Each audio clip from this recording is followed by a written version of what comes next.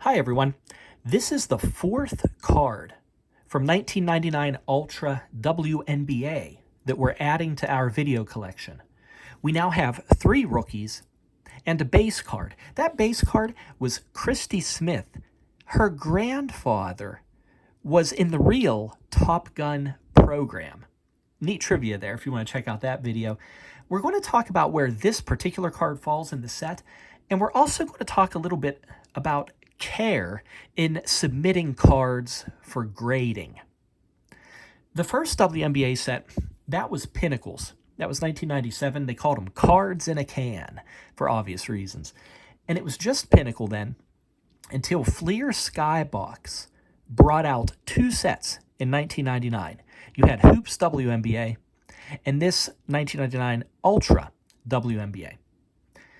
This Ultra set arrived after Hoops.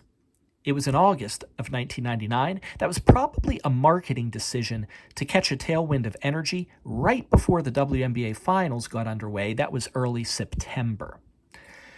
The 1999 Ultra WNBA set, it's a nice compact one. You only have 125 cards. There's 90 base cards, 10 of a subset called All WNBA, and then 25 rookies.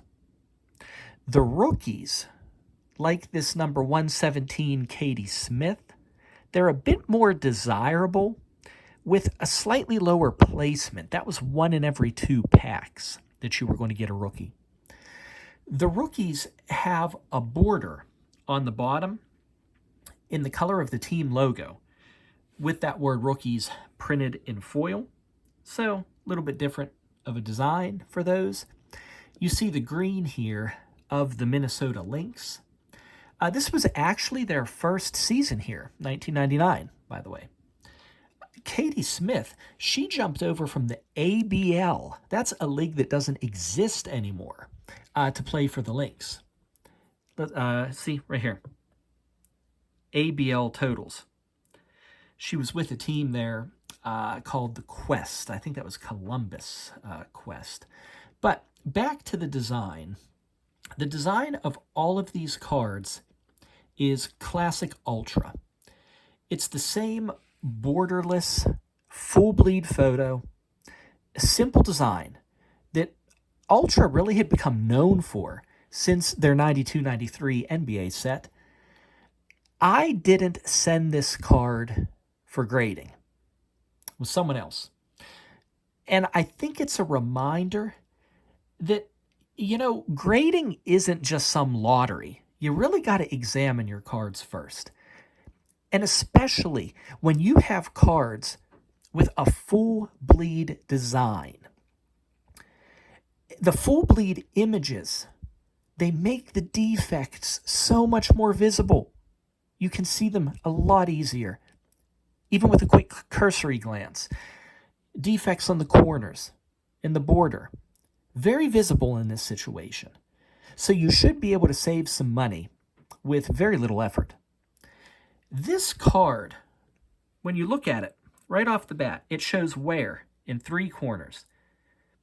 A little bit of white right there. Right here on the bottom. And that one isn't particularly good.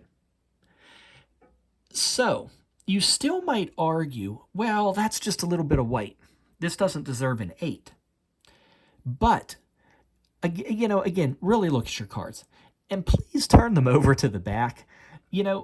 On the front, the borders, look, they look amazing. Amazing borders on that card. I could start to convince you that this should be, maybe a 9. But turn it over on the back. Look at that top border. That's rough. That's where the card was probably cut.